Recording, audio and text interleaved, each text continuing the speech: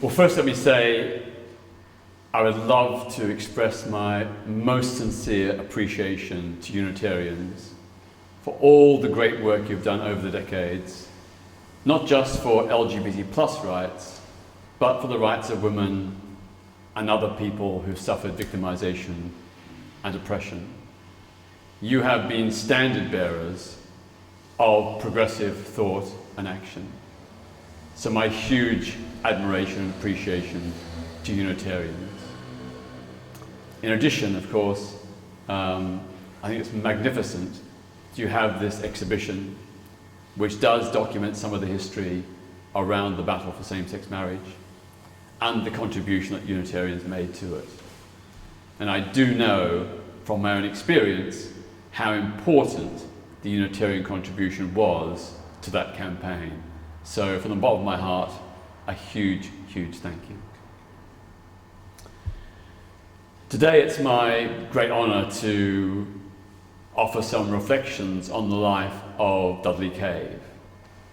All I can do is give a few snapshots. He had a very long, productive and enormously important contribution during his lifetime.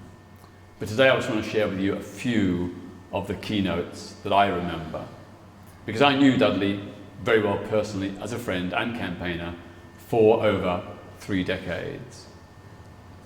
One of the things, of course, he was best known for here was his role with Reverend Keith Gilley in establishing Integroup. The Integroup, this is back in the 1970s, was bringing together LGBT plus and straight Unitarians and the wider local LGBT plus community to promote understanding and acceptance. Now that may seem very easy today, but back then it was a much more challenging thing to do. Given the prevailing social attitudes, given the continued criminalization of same-sex relations after 1967, because that was just a very limited, partial decriminalization. So that group was really important in fostering a dialogue, a conversation, an understanding, a coming together, which of course is the way in which social change happens. You know, people come together, they exchange ideas, we put intolerant ideas under scrutiny, we challenge ignorance, and through that we change hearts and minds. So the Intergroup was very, very important and very pioneering, because I think it was one of the first such groups set up by any organisation in the country. So again, my tribute and appreciation to the Unitarians here in Golders Green who began that process. One of Dudley's great achievements, together with fellow Unitarians here, was the creation of the Gay Bereavement Project. This was definitely the first such organisation in Britain, and I actually think the first in the world to give comfort and support to survivors of same-sex relationships. There were mainstream organisations. Their record was very patchy, often not very good at all. But for a person in a same-sex relationship who perhaps lived and shared their life together for 20, 30, 50 years, to lose their partner and have no anchor of support, that was a devastating double blow. So the Gay Bereavement Project was really, really significant. And I personally know many survivors of same-sex relationships who went to that project and who got support. And some of them say, it saved my life. I was suicidal. I was suffering from extreme depression and anxiety after the loss of my partner. I didn't know where to go. I had no one to give me support. I'd been cut off by my family, but the Gay Bereavement Project helped me. They counselled me, supported me. They got me through that terrible time of loss and grief. So that is a really, really important, significant thing that Dudley and the wider Unitarian congregation here in Golders Green contributed. As I think you know, I'm sure that from the early 1970s onwards, Dudley was assistant here at Unitarian Place with the Reverend Keith Gilley. They worked together, and they did, among other things, bless same-sex unions. This was back in the 1970s, when there was no legal recognition of same-sex relationships, no formal blessing of any kind, no affirmation of any kind. The Unitarians here in Golders Green were some of the first in the country to give those blessings. And for same-sex couples who were so vilified at that period, so cast out, to have that blessing was really, really important. Again, I know people who came here and got the blessing, and for them it meant so, so much. For them to have that blessing with their friends and families, that was a real game changer in terms of their sense of self-worth, in terms of the sense of their well-being. So those early blessings by Reverend Keith Gilley and Dudley Cave really made a difference to many people's lives. It was, as I said, it was groundbreaking. No one else, as far as I know, was doing it in that period. Dudley was, of course, very well known for his advocacy and campaigning on LGBT+ equality and human rights. But he was also concerned about many other social issues as well. And he was also a campaigner for peace and reconciliation between former British prisoners of war and their Japanese captors. I think you probably all know that Dudley was in the armed forces and was stationed in Singapore when it was captured and fell to the Japanese. And he was initially interned in Shanghai prison in Singapore, and then with others transferred to work on the Thai-Burma Railway, the Railway of Death, by the bridge on the River Kwai. I remember talking to Dudley about this experience, and he said, you know, there were many occasions when he thought he wouldn't make it. They were worked so hard, such long hours, so little food, and such brutal punishments for the most minor infractions. And, of course, many of Dudley's fellow soldiers working on that railway did not survive, including one fellow gay soldier that Dudley was close to, who died and is buried near the bridge on the River Kwai. He also told me that during wartime he was shocked, surprised and pleased that the homophobia of mainstream Britain that he left behind was hardly apparent during the war. People didn't really care whether you were gay, straight or bisexual. What they cared was, were you a good comrade?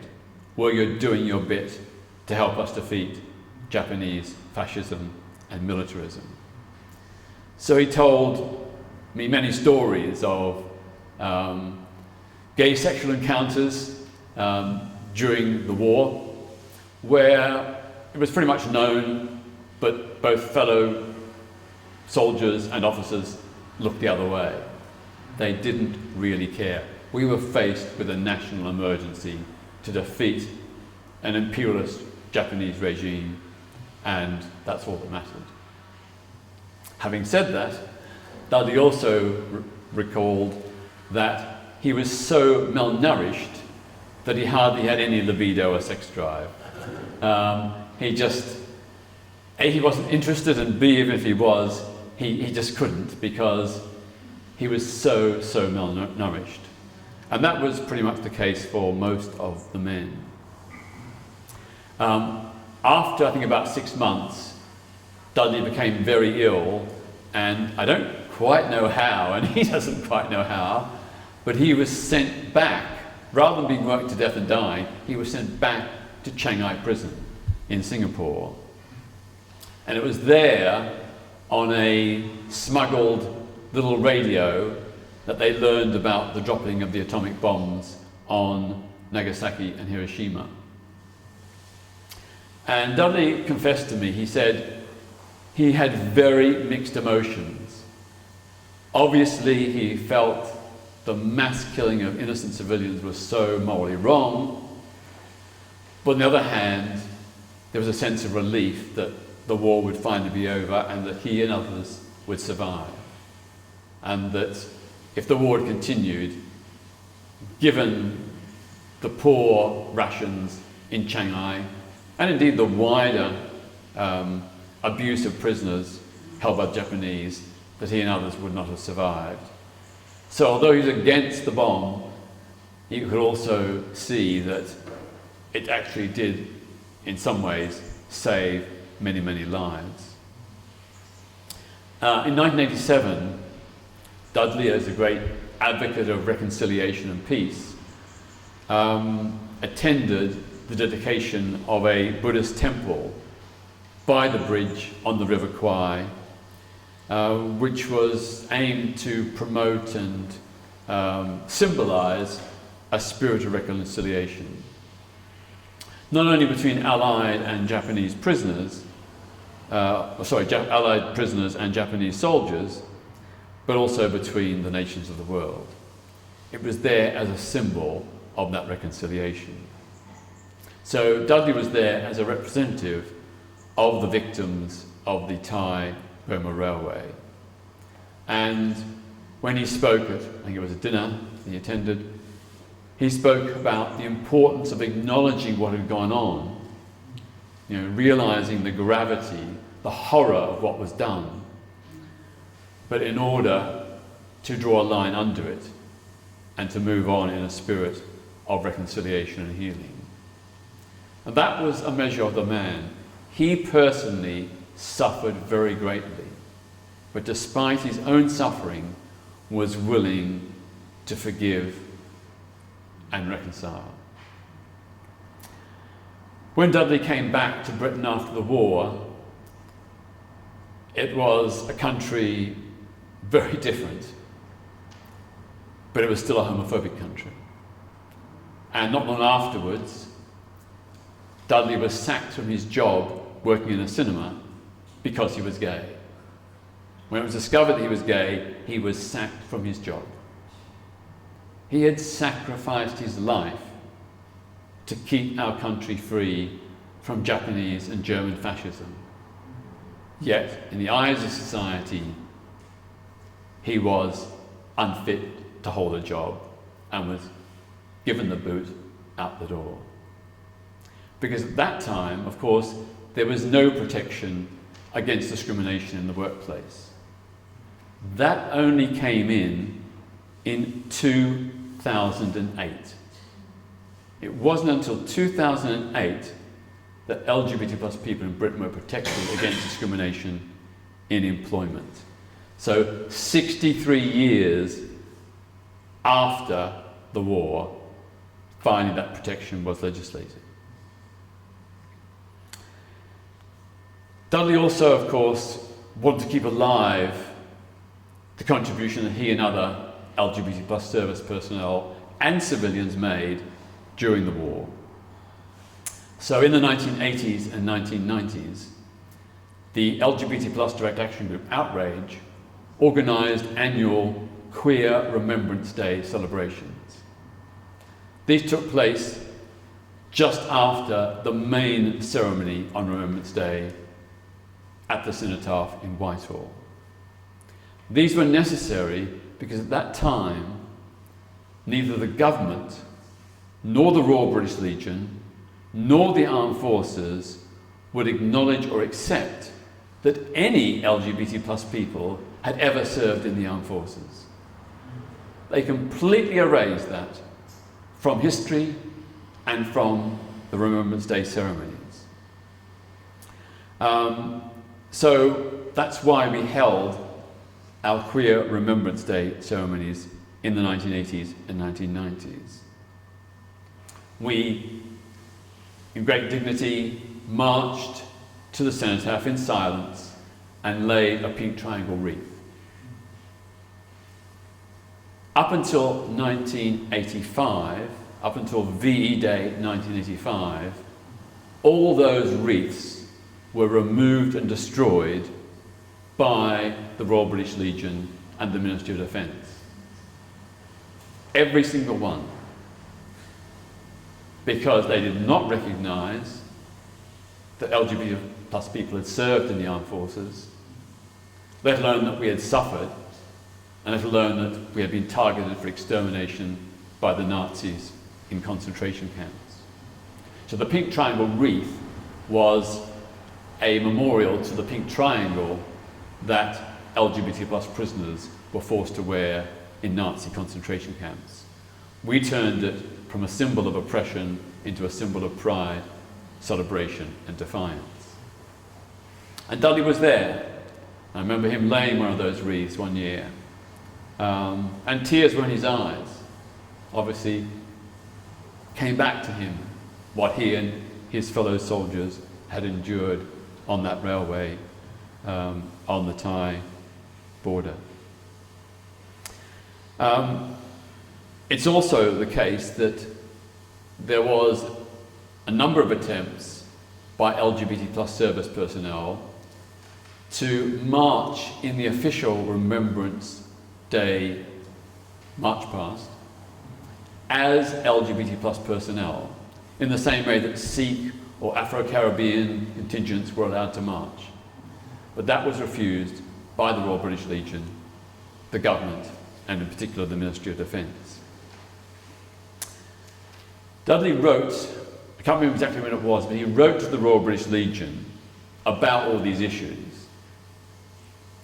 and received a reply from Group Captain Mountford on behalf of the Royal British Legion, and it read, and I quote, "Our members are encouraged to follow their conscience on moral issues.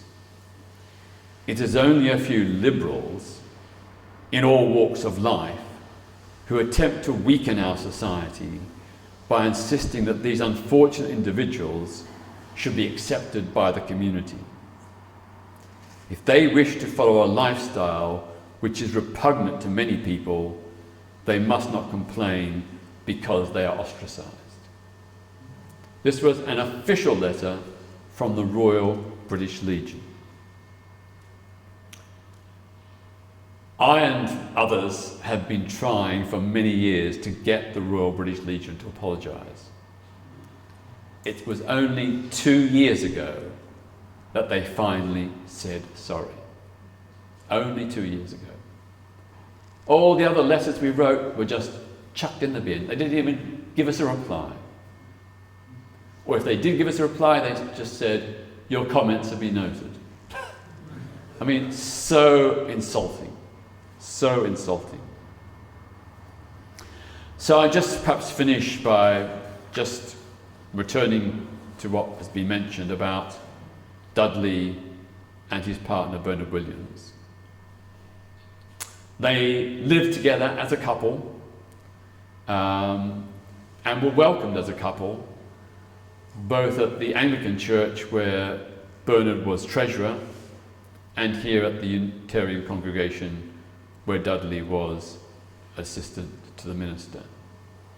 They were ecumenical and interfaith pioneers, not just in their campaigning, but in their personal relationships. So that's just a small snapshot of Dudley's life, and I want to say just how honoured and proud I feel to have known him. He was a great man who did great work. Thank you. Yeah.